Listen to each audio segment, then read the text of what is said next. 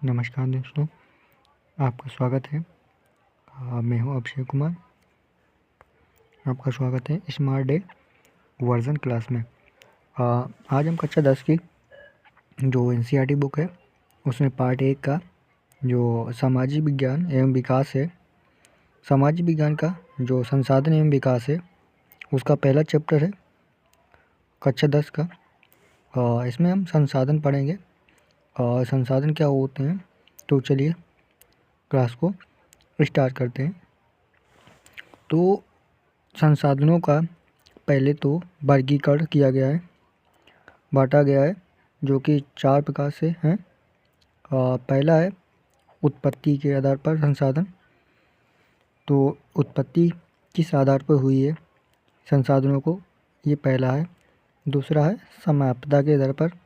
तो संसाधनों की यानी कि समाप्त हो जाएंगे या नहीं, एक बार प्रयोग करने से संसाधन जो समाप्त हो जाते हैं वो अनवीकरणीय कहलाते हैं, और जो समाप्त नहीं होते वो नवीकरणीय यानी नए बनाए जा सकते हैं। तो ये समाप्तता के आधार पर हो गए। फिर स्वामित्व के आधार पर, यानी कि इसका स्वामी कौन है, बोले तो किसके अधिकार में ये संसाधन रहते हैं, तो इसके आधार पर बांट सकते हैं। फिर चौथा है विकास के स्तर के आधार पर, यानी कि इन संसाधनों का विकास किया जा सकता है या नहीं। तो संसाधनों का जो बंटवारा है वो 4 प्रकार से किया गया है। तो चलिए समझ लेते हैं एक एक करके। तो संसाधनों का विकास इस तरह, मतलब और भी हेडिंग है संसाधनों का विकास, ये भी पढ़ेंगे हम कैसे होता है या कैसे हुआ है। फिर दूसरा है संसाधनों का नियोजन, यानी संसाधनों का नियोजन कैसे किया जाता है, उनकी योजना कैसे बनाई जाती है, तो संसाधनों का नियोजन कहलाता है। कैसे प्रयोग किए जाएंगे, संसाधन तो हर किसी के पास हैं, लेकिन उन्हें प्रयोग करना एक विशेष प्रकार से तकनीक होती है जो कि नियोजन कहलाती है। फिर चौथा है भू संसाधन, यानी कि भूमि। तो भूमि हमारी किस प्रकार से संसाधन है, तो इसको भी जान लेंगे। तो चलिए पहला ये है, पहले तो हम हेडिंग जान देते हैं, बाद में हम अच्छे से डिस्कस करेंगे। पहले ये जानना है कि इसमें क्या क्या हमें पढ़ना है, तो हम बताते चल रहे हैं, ठीक है, समझते चलिए। फिर है भारत में भू संसाधन। फिर जैसे कि भू संसाधन है, फिर भारत में देखेंगे भूमि का संसाधन, भूमि किस प्रकार से भारत में संसाधन है। फिर इसी में देखेंगे भारत में भू संसाधन का उपयोग प्रारूप कैसा है, क्योंकि भारत में जो भूमि उपयोग होती है वो किस प्रकार से और किस में ज़्यादा उपयोग होती है, ठीक है।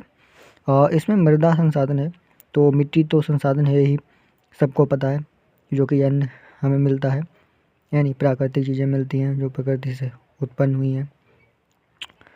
मृदा, तो मृदा का वर्गीकरण देखेंगे। मृदा का वर्गीकरण में देखेंगे जलोढ़ मृदा है, काली मृदा है, लाल और पीली मृदा है, लेटराइट मृदा है। ये मृदा वाली मिट्टी मरुस्थलीय मिट्टी है, और वन मिट्टी जो कि वन में पाई जाती है। फिर मृदा अपर्दन और संरक्षण, तो ये तो हो गई हमारी हेडिंग है। तो इन हेडिंगों को हमें विस्तार से पढ़ना है और जानना है। तो चलिए स्टार्ट करते हैं। दोस्तों पहले तो जान लेते हैं कि संसाधन क्या होते हैं। तो संसाधन क्या होते हैं चलिए देखते हैं। जो हमारे पर्यावरण में उपलब्ध प्रत्येक वस्तु जो हमारी आवश्यकताओं को पूरा करने में उपयोग की जाती है। तो क्या बताया है कि जो पर्यावरण में उपलब्ध प्रत्येक वस्तु, हर कोई वस्तु जो हमारी आवश्यकताओं को पूरा करने में उपयोग की जाती है। इसका अर्थ है कि हम जो भी वस्तुएं प्रयोग करते हैं वो सभी क्या हैं, संसाधन हैं, और जिसको बनाने के लिए तकनीकी उपलब्ध है। तो जो संसाधन है ना वो तकनीकी से ही बने हैं, कुछ ना कुछ तकनीकी लगी हुई है उसमें, तो वो हम संसाधन बना रहे हैं, ठीक है। तो जैसे आप कलम चलाते हैं या कॉपी है आपके पास, वो संसाधन है क्योंकि उसमें तकनीकी लगी हुई है। हर कोई तकनीकी लगी हुई है, ज़्यादातर मतलब देखते हैं कि उसमें तकनीकी लगी होती है, तो वो भी संसाधन है। आर्थिक रूप से संभाव्य है, आर्थिक रूप से बोले तो उसकी संभावना है कि हमें आर्थिक रूप से कुछ लाभ पहुँचेगा, ऐसा सांस्कृतिक रूप से भी मान्य है। सांस्कृतिक रूप से बोले तो हमारे जो हम मानते हैं, हमारी मान्यताएं हैं, वो सांस्कृतिक रूप से क्या है, मान्य है, एक संसाधन कहलाता है। तो एक प्रकार से ये संसाधन कहलाएगा। तो डेफिनेशन आप याद कर लीजिए, है नहीं। तो डेफिनेशन बहुत इंपॉर्टेंट है, जो कि बहुत अच्छी है, बताया गया है आप लोगों को। फिर पढ़ लेते हैं संसाधनों का वर्गीकरण। तो संसाधनों को बांटा गया है। तो संसाधनों जैसा कि हम पहले पढ़ चुके हैं, संसाधनों का वर्गीकरण जो कि 4 प्रकार से किया गया है। तो पहला समझ लेते हैं उत्पत्ति के आधार पर। तो उत्पत्ति के दर पर संसाधनों का वर्गीकरण। पहला जैव संसाधन। तो उत्पत्ति के आधार पर पहला जैव संसाधन। तो जैव संसाधन वे संसाधन होते हैं जो जीवन जिसमें व्याप्त होता है, जिसमें जीवन व्याप्त होता है वो जैव संसाधन कहलाते हैं।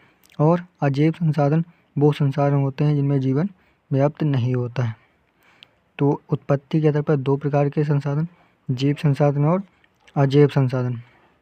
तो चलिए आगे चलते हैं दोस्तों। दूसरा है समाप्तता के आधार पर संसाधन। तो समाप्तता के आधार पर यानी कि जो समाप्त हो सकते हैं या नहीं समाप्त हो सकते हैं, उसका वर्गीकरण किया गया है।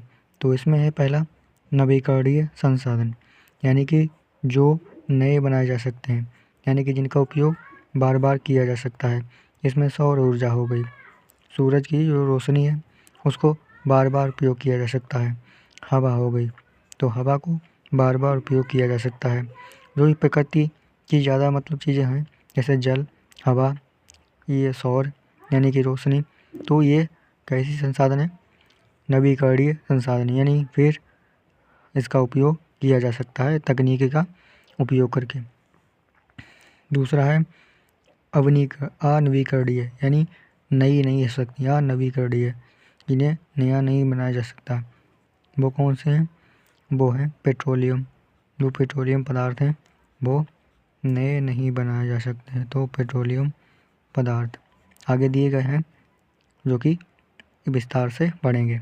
तो समाप्तता के आधार पर 2 प्रकार के संसाधन, नवीकरणीय संसाधन और अनवीकरणीय संसाधन।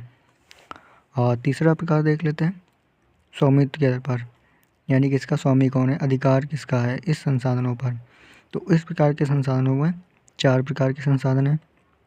पहला है व्यक्तिगत संसाधन। व्यक्तिगत संसाधन वे संसाधन होते हैं जो किसी एक निजी व्यक्ति के होते हैं। जैसे आपकी किताब आपका निजी संसाधन, पेन, घर, मकान वही होता है, खेत, गाड़ी, ये सब व्यक्तिगत संसाधन होते हैं, यानी निजी व्यक्ति के संसाधन होते हैं। फिर तो निजी व्यक्ति के संसाधन जो कि व्यक्तिगत संसाधन कहलाते हैं। फिर दूसरा है सामुदायिक संसाधन।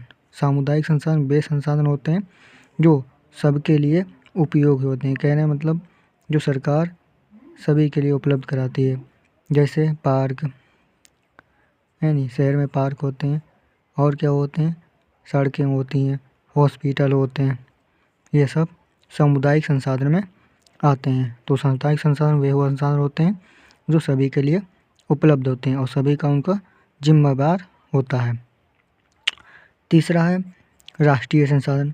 राष्ट्रीय संसाधन वे संसाधन होते हैं जो राष्ट्र के होते हैं। राष्ट्रीय संसाधन क्या है, राष्ट्रीय क्या है, रेलवे है, बिजली वगैरह है, यानी रेलवे है, बिजली है, और क्या है, और आपका है जो मतलब बैंकिंग सिस्टम है, ये सब क्या है, राष्ट्रीय संसाधन। सेना है, ये राष्ट्रीय संसाधन हो जाते हैं।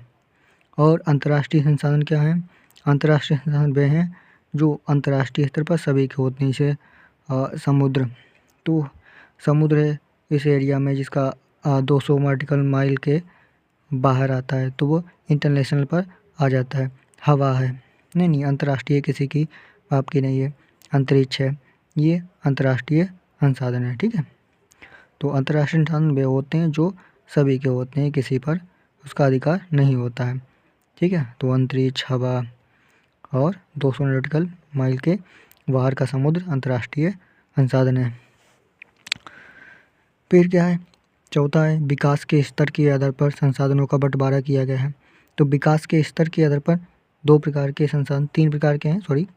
तो पहला है संभाव्य, जिनका संभावना है, की संसाधन बन सकते हैं, तो वो विकास के स्तर पर पहला संसाधन संभावी, तो वो संभावी संसाधन कहलाएगा जो संभावना बन सकती है कि यह संसाधन एक दिन बनेगा। फिर और दूसरा है विकसित संसाधन, यानी विकसित बोलो तो जो विकसित हो चुके हैं पूरा तरीका से उनको जांच लिया गया ये संसाधन है, तो विकसित संसाधन यानी कि पूरी तरीके से पता लग गया है कि ये संसाधन है और उनका विकास हो चुका है, मतलब उपयोग कर चुके हैं हम लोग, तो विकसित संसाधन एक तरीके से पूरा विकसित है। फिर है भंडार, इनका अभी प्रयोग नहीं हुआ है और भंडार में है, बोले रखे हुए हैं लेकिन कर नहीं रहे, भंडार है, ठीक है, तो ये भंडार संसाधन है। तो संभाव्य इनकी संभावना है, विकसित जो पूरी तरीके से विकसित हो चुके हैं और भंडार है इनका, ठीक है। तो विकास के स्तर के आधार पर विकास का स्तर ऐसे चलता है।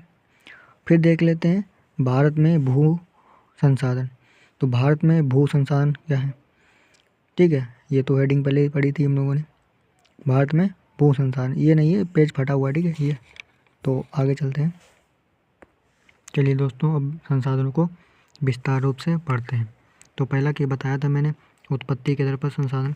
तो उत्पत्ति के आधार पर संसाधनों का दो प्रकार से बंटवारा हुआ था, जो कि जैव संसाधन और अजैव संसाधन। तो जैव संसाधन क्या संसाधन थे कि जिन संसाधनों की जो प्राप्ति है वो जीव मंडल से होती है। जीव मंडल बोल तो जिसमें जीवन व्याप्त होता है, जीवन होता है, वो जैव संसाधन कहलाते हैं। तथा जीवन व्याप्त होता है, ठीक है, ये तो होता ही। जैव मंडल जो जैव संसाधन कहलाते हैं, सॉरी, जैसे मनुष्य क्या है, जैव संसाधन है जिसमें जीवन होता है। वनस्पति में भी जीवन होता है, प्राणी जात जितने भी प्राणी हैं सभी में जीवन होता है, मत्स्य जीवन, मछली जी, तो सब क्या है, पशुधन आदि ये सब जैव संसाधन है, यानी जीवन व्याप्त होता है। फिर अजैव संसाधन जिसमें जीवन नहीं होता है। तो निर्जीव वस्तुओं से बने सारे संसाधन क्या होते हैं, अजैव संसाधन कहलाते हैं। तो जिसमें जीवन व्याप्त नहीं होता है वे संसाधन क्या कहलाते हैं, अजैव संसाधन। जैसे कि चट्टानें, धातुएं, चट्टानें और धातुएं क्या हैं, अजैव संसाधन हैं। तो समझ में आ गया उत्पत्ति के आधार पर दो प्रकार के संसाधन, जैव और अजैव। आगे चलते हैं। फिर है समाप्तता के आधार पर संसाधनों का बंटवारा। तो समाप्तता के आधार पर बोलो तो जो समाप्त हो सकते हैं या नहीं, तो जो समाप्त नहीं हो सकते उन्हें नवीकरणीय यानी नया बनाया जा सकता है। तो नवीकरणीय संसाधन, तो ये वह संसाधन होते हैं जिन्हें भौतिक, रासायनिक या यांत्रिक प्रक्रियाओं द्वारा नवीकृत यानी नया या पुनः उत्पन्न किया जा सकता है। तो ये वो संसाधन होते हैं जिन्हें बताया गया है भौतिक, रासायनिक, यांत्रिक प्रक्रियाओं द्वारा नवीकृत या नया या पुनः प्राप्त किया जा सकता है, तो नवीकरणीय संसाधन कहलाते हैं। जैसे कि सौर ऊर्जा बताया गया है, ठीक है, पवन ऊर्जा, जल, वन या वन्यजीव, ये दोबारा उत्पत्ति हो सकती है, दोबारा प्राप्ति हो सकती है। लेकिन इसी का उल्टा देख लें, अनवीकरणीय संसाधन। तो अनवीकरणीय संसाधन वे संसाधन जो एक बार प्रयोग करने के बाद खत्म हो जाते हैं, तो इन संसाधनों को बनने में लाखों वर्ष लग जाते हैं, जैसे तेल या कोयला, ठीक है, ये संसाधन अनवीकरणीय संसाधन कहलाते हैं। तो आज के लिए इतना ही, मिलते हैं दोस्तों अगले क्लास में, तब तक के लिए जय हिंद।